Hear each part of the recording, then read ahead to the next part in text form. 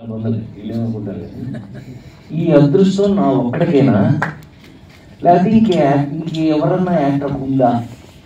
ఇదిగో మా వాళ్ళు, ఎందుకంటే మీ అందరినీ కొంచెం గ్యాప్ తర్వాత మళ్ళీ కలుసుకోవడం చాలా సంతోషం.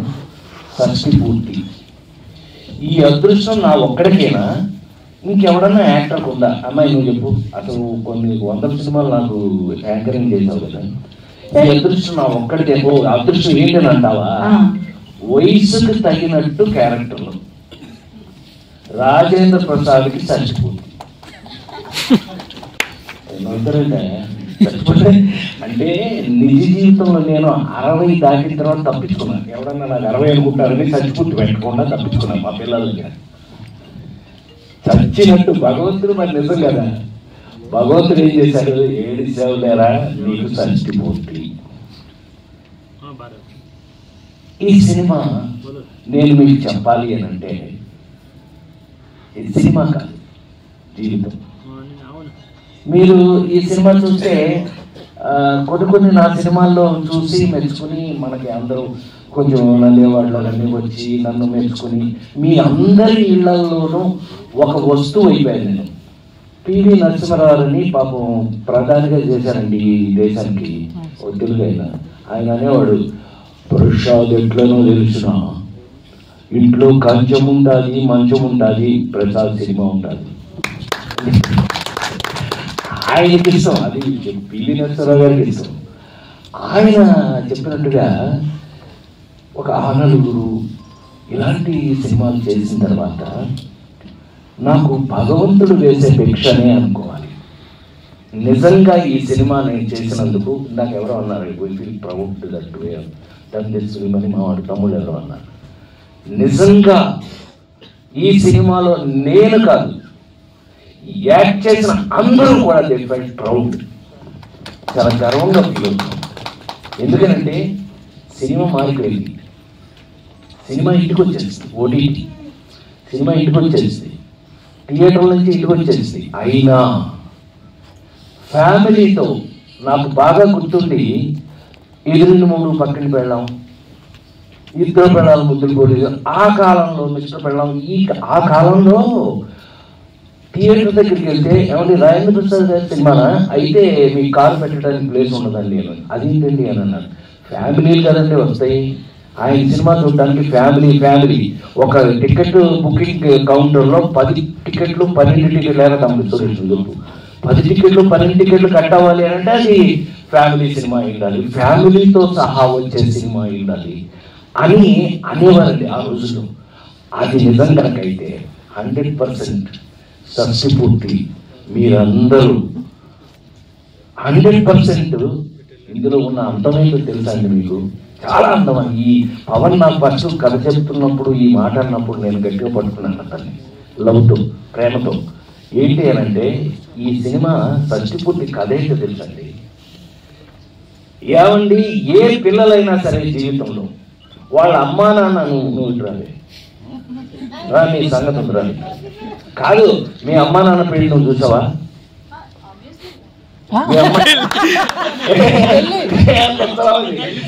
మీ అమ్మా నాన్న పెళ్లి నువ్వు చూసావా?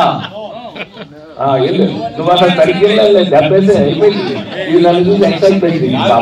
వీళ్ళందరూ నాకు బేసిక్గా ఫ్యాన్స్ కదా, వీళ్ళు సగం తప్పులు చేస్తుంటారు.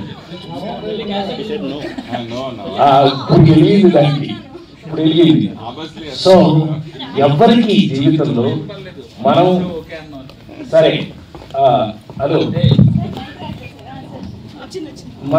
మనకి అదృష్టం ఏంటంటే మనకి హిందూ దేశంలో పుట్టి హిందువులు మనం అందరం. మనకి తెలిసి మనం తల్లిదండ్రుల పెళ్లి మనం చూసే అవకాశం లేదు. ఎందుకని? వాళ్ళకి పెళ్లి అయితేనే కదా మనం పుట్టేది. ఆ విధంగా పెళ్లి చూసే అవకాశం లేదు. కానీ పిల్లలు చూడగలిగిన పెళ్లి ఏదైనా ఉందంటే అది షష్ఠి పూర్తి ఉంటుంది. అవును కదా. అందుకని షష్ఠి పూర్తి ప్రతి మనిషి జీవితంలో ఎంత ఇంపార్టెంట్ అది చెప్పబోతున్నాం ఈ సినిమాలో అన్నప్పుడు నాకు పవన్ మీద గౌరవం చాలా పెరిగింది. అఫ్కోర్స్ కథ విన్న తర్వాత ఇంకా పెరిగినది వేరే విషయం. సో ఈ విధంగా ఒక అద్భుతమైన సినిమాని చేసే అవకాశాన్ని ముందు నాకు ఇక్కడ ఇద్దరు ఉన్నారన్నారు, ఇంతకు ఎవరు భలే చెప్పారు, ఒకడు ప్రొడ్యూసరు ఒకడు హీరో, ఇద్దరు ఉన్నారు ఇప్పుడు ఇక్కడ. మా రూపేష్ గారు టూ డ్యూయల్ రోలు. నాకు అతను హీరోగా కన్నా ప్రొడ్యూసర్గానే ఐ లైక్. ఎందుకంటే ఎక్కడ అంటే ఆర్పి చౌదరి గారి కజిన్, అంతే కదా, యువర్ కజిన్ ఆర్పి చౌదరి గారు, గ్రేట్ ప్రొడ్యూసర్ ఆర్పి చౌదరి గారి కజిన్. సో అందుకని ప్రొడక్షన్స్ గురించి కొన్ని వాల్యూస్ గురించి వాళ్ళకి తెలుసు. కానీ ఫస్ట్ టైం అయినా కూడా ఎక్కడ ఎలాంటి చిన్న తేడా కూడా లేకుండా, పైగా మీరు ఇందాక నుంచి అందరూ చెప్పారు, విన్నారు మీరు, ఇళయరాజా గారి దగ్గర నుంచి మీకు పద్మశ్రీ తోటతల్లి, ఆర్ట్ డైరెక్టర్స్లో పద్మశ్రీ వచ్చిన చాలా, అతను ఒక్కడే అనుకుంటా ఇండియాలోనే పద్మశ్రీ వచ్చిన ఆర్ట్ డైరెక్టర్ తోటతల్లి. ఏమండి, అక్కడి నుంచి మా చైతన్య ప్రసాద్ గురించి నేను చెప్పాలి అని అంటే ఒక గంట తీసుకోవచ్చు నేను. ఎందుకనంటే నా నటుడుగా నా జీవిత కాలంలో ప్రపంచంలో ఎక్కడికి వెళ్ళినా, ఎక్కడ తెలుగు వారు ఉన్నా సరే, ఇవాళ మళ్ళీ ఎలా తయారైంది అంటే, ఒకప్పుడు ఎవరన్నా విఐపి, గొప్ప విఐపి చనిపోతే భగవద్గీత పెట్టేవాడు, అది అట్లా భగవద్గీత పెట్టేవాడు. అలాంటిది ఇప్పుడు చైతన్య ప్రసాద్ రాసిన, నా మీద తీసిన ఒక్కడై పుట్టడం ఒక్కడై రావడం నడుమై నాటకం విధిరాత రాసి పారేశాడు. ఆ పాట ఇప్పుడు వేస్తారు.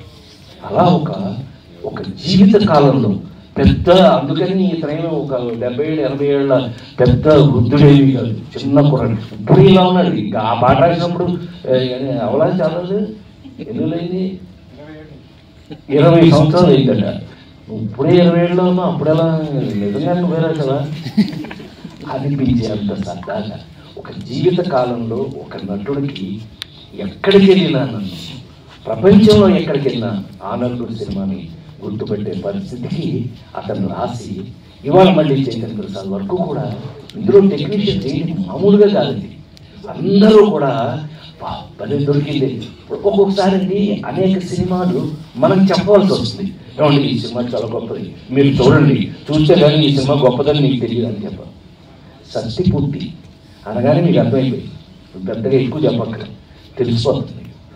సో యాక్ట్ చేసిన వాళ్ళు మామూలుగా యాక్ట్ చేసిన కదా, ఈ పిల్లలతో యాక్ట్ చేసిన బెంచ్లో కూతురు బెంచ్, ఆల్రెడీ మీరు బెంచ్ చూసే ఉంటారు. అది మన నాగబాబు కూతురు తీసిన మాతో, అది ఆల్రెడీ ఓటీటీ కాబట్టి పెద్దగా మనం అంటే చెప్పట్లేదు పెద్దగా వాటి గురించి. ఇప్పుడు రాను అవే ఎక్కువ అవుతుంది.